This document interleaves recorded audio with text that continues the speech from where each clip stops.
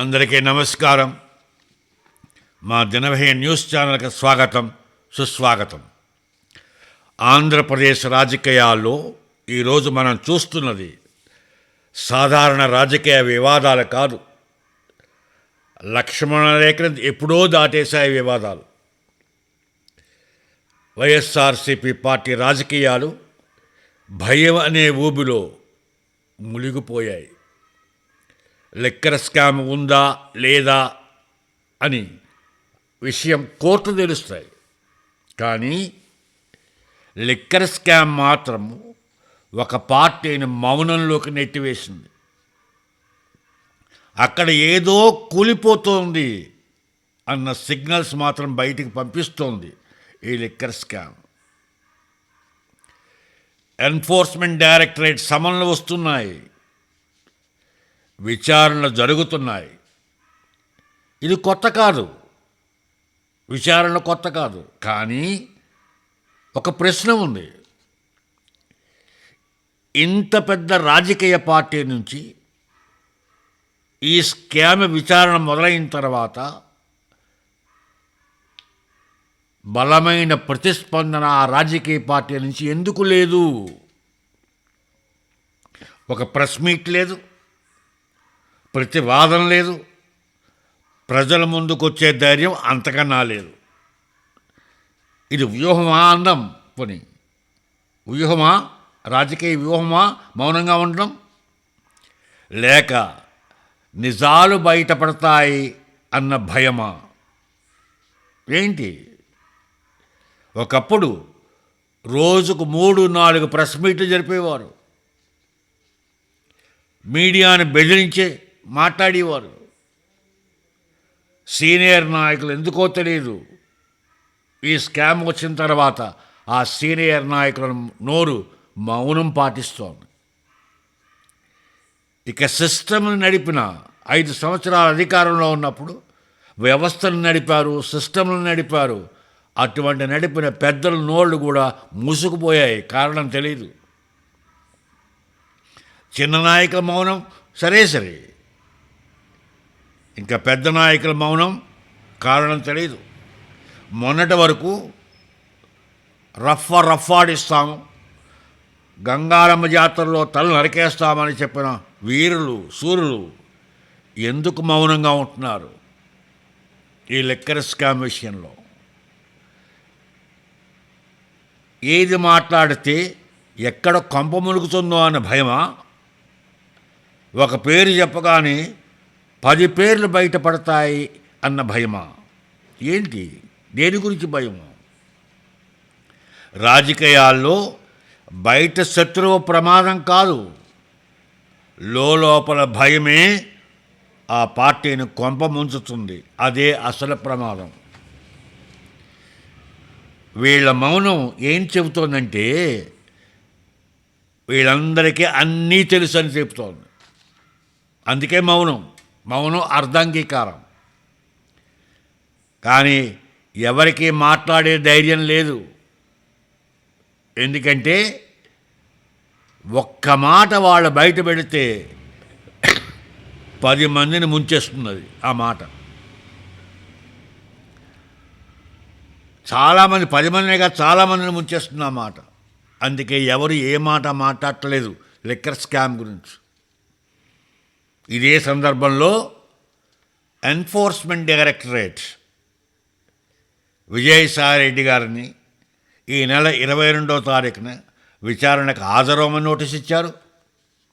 అలాగే మిథున్ రెడ్డి గారిని ఈ నెల 23వ తారీఖున హాజరవమని నోటీస్ ఇచ్చారు.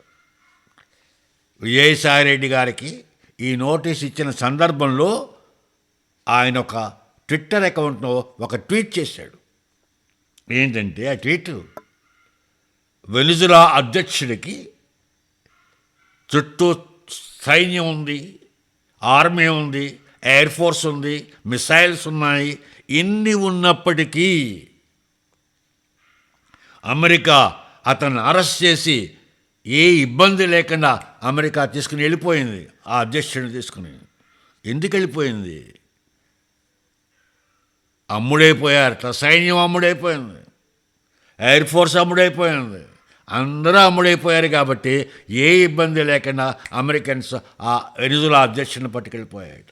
అలాగే ఇక్కడ కూడా అధినాయకుడి చుట్టూ కోటరీ ఉంది. ఆ కోటరీ అమ్ముడైపోయింది. ఆ కోటరీలో బందీలుగా ఉన్న ప్రజానాయకుల మేల్కొనండి, మీ భవిష్యత్తును చూసుకోండి. ఆ కోటరీని వదిలి బయటికి రండి. మీరు ఆ కోటరీతో ఉంటే మీరు కూడా మునిగిపోతారు. వాడు ఎప్పుడో అమ్ముడైపోయారు కోటరీ వాళ్ళు అని ఆయన ట్వీట్ చేశాడు. ఆ ట్వీట్లో ఎంత నర్మగర్భం ఉందో అర్థం చేసుకోవచ్చు. ఆ కోటరీ ఎవరో కూడా అందరికీ అర్థమైపోయింది, ఎవరో చెప్పక్కర్లేదు. అంటే ఆ కోటరీ నుంచి బయటపడమంటున్నాడు. ఇప్పుడు బయటపడి మీ భవిష్యత్తును మీరు చూసుకోండి, వాళ్ళు కూడా ఉండకండి మీరు అని హెచ్చరిస్తున్నాడు విజయసాయిరెడ్డి గారు. అలా హెచ్చరికతో పాటు ఇంకోటి కూడా, నేను నిజాయితీపరుణ్ణి, ఈ లెక్కర్ స్కామ్లో నాకేం సంబంధం లేదు అనే విషయం కూడా ఈ ట్వీట్ ద్వారా బయట పెడుతున్నాడు ఆయన. ఇది ఒక సాధారణమైన మాట కాదు ఈ ట్వీట్. ఇది ఒక అంతర్గత హెచ్చరిక, రక్షణ కోసం చేసిన హెచ్చరిక. నిజాలు బయటకు రావచ్చు, తొందరలోనే వస్తాయి అనే సంకేతాన్ని కూడా ఈ ట్వీట్ తెలియపరుస్తోంది, సంకేతాన్ని కూడా బయట పెడుతున్నది ఈ ట్వీట్. ఈ ఒక్క ట్వీట్తో స్పష్టమైంది ఏంటి?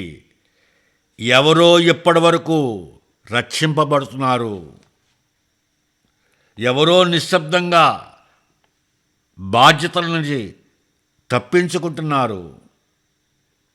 పేర్లు బయట పెడితే రాజకీయ భూకంపమే. ఇప్పుడు ప్రశ్నలు వస్తున్నాయి. ఈ మౌనం ఎవరి కోసం? ఎవరి భయంతో ఈ మౌనం పాటిస్తున్నారు? ఎవరి బయటికి వస్తే ఎవరి కథలు బయటపడతాయి అన్న ప్రశ్నలు కూడా సంధిస్తున్నారు చాలామంది. ప్రస్తుత సమయంలో వైఎస్ఆర్సీపీ చాలామంది నాయకులు, పెద్దలు అవనివ్వండి, చిన్నలు అవనివ్వండి, మధ్యస్థ నాయకులు అవనివ్వండి, ఎవరైనా సరే మాట్లాడితే ప్రమాదం అని గ్రహించారు. మరి మాట్లాడకపోతే కూడా ప్రమాదమే అని గ్రహించారు. మాట్లాడితే ఒక రకమైన ప్రమాదం, మాట్లాడకపోతే ఇంకా అంతకన్నా ఎక్కువ ప్రమాదం. ఇది పార్టీ యొక్క అస్తిత్వ సంక్షోభం. రాజకీయాల్లో ఒక నిజం ఎప్పుడు గుర్తుపెట్టుకోవాలి రాజకీయ నాయకులు. నేరం నిరూపించబడే వరకు, రాజకీయ నాయకులు కానీ ప్రజలు కూడా నిరూపించబడే వరకు అందరూ నిర్దోషులే. కానీ వారిలో గనక భయం కనిపిస్తే, నిజం దగ్గరలోనే ఉంది, ఆ నిజం తొందరలోనే బయటపడుతుంది అనే సిగ్నల్స్ మాత్రం బయటకు వస్తాయి. వాళ్ళు నిర్దోషుల కింద అవ్వచ్చు, ఇంకా నిరూపించబడలేదు కాబట్టి. కానీ వారిలో ఎప్పుడైతే భయం కనపడిందో, ఆ భయం చెప్పేస్తుంది ఎస్ అతి తొందరలో నిజం బయటపడిపోతుంది అనే సిగ్నల్స్ బయటికి పంపుతుంది ఆ భయం.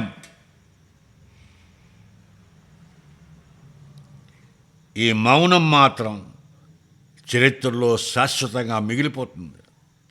ఎందుకంటే పార్టీలు బయట శత్రువుల వల్ల నాశనం అవ్వవు,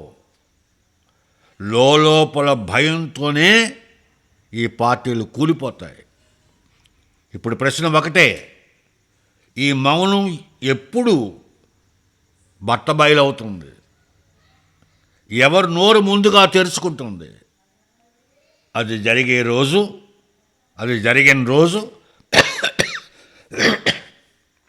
ఆంధ్రప్రదేశ్ రాజకీయాలు మునుపటిలా ఉండవు, ఇంతకుముందు ఉన్నట్టు ఉండవు, పూర్తిగా మారిపోతాయనడంలో ఎటువంటి సందేహం లేదు.